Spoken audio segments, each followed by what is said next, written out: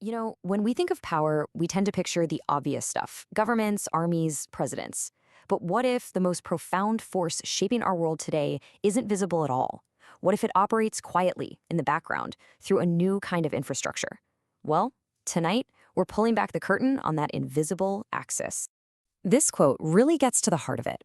See, the dominant force in our world is no longer about brute strength. It's about computational strength.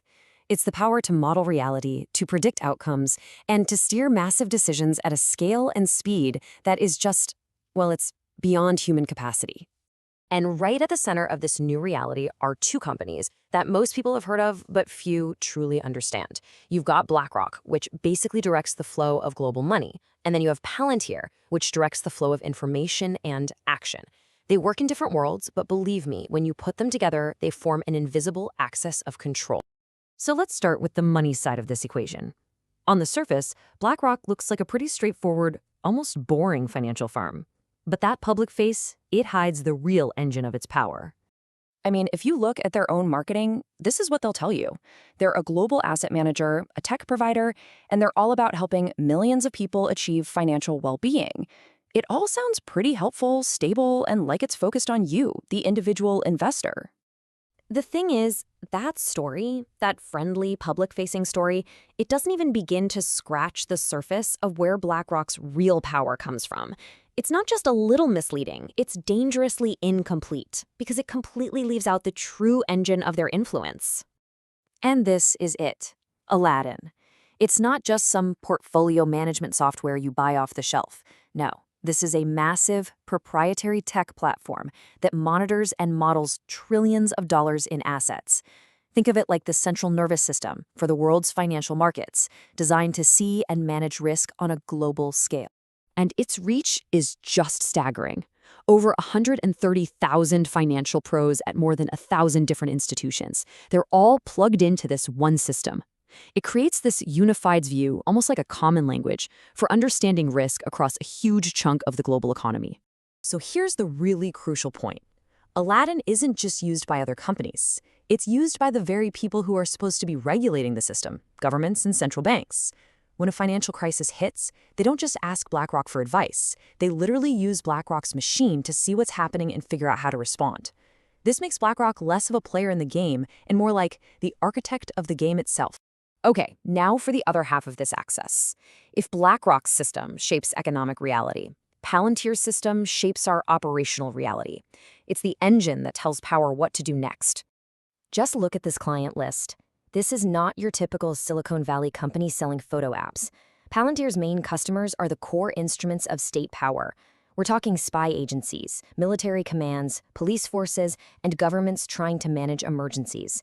Their software is buried deep inside the national security machine. And this is absolutely key. Palantir's platforms do way more than just organize data.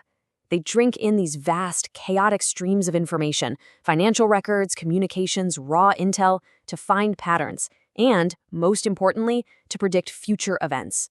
The system flags threats, it recommends actions, it tells people where to look and what to do.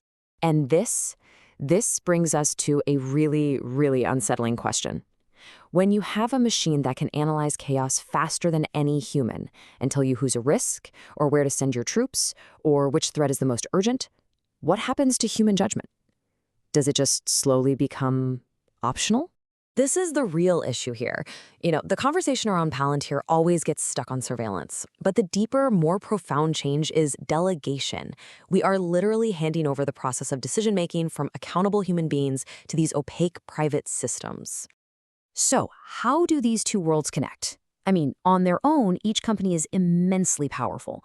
But it's when you see how they converge that the true shape of this invisible axis of power starts to come into focus. Think about the logic of it. Step 1, Palantir's systems make sense of the messy, operational world. They pull in all the data and spot patterns of threat or opportunity.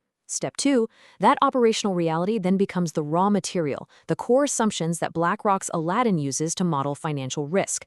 And finally, Step 4, based on that risk model, capital gets allocated. One system shapes what is done, and the other shapes where the money goes. And look, this isn't some abstract theory. This combined influence touches almost every part of our lives. The stability of our entire financial system, our national security, how our neighborhoods are policed, even the housing market, and how our governments respond to a crisis. It's all connected by this underlying invisible infrastructure. So this brings us to the real danger in all of this. And it's not about some secret plot or a backroom conspiracy. It's about something far more subtle and far more systemic, the risk of becoming indispensable. Let me be absolutely clear.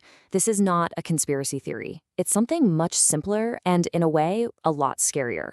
This is infrastructure.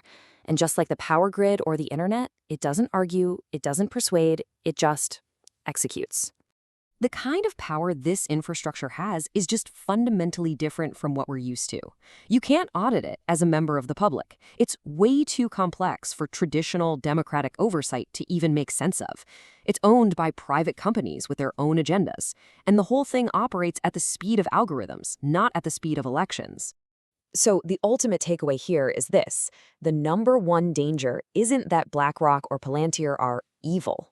The real danger is that our modern systems, both economic and governmental, have become so reliant on them that they are now indispensable.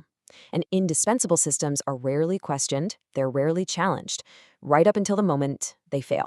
Which leaves us with one final and, I think, pretty critical question. In a world that's increasingly managed not by public institutions but by private, indispensable systems that operate in the shadows, who's watching them? Who provides the oversight? Who holds the infrastructure accountable?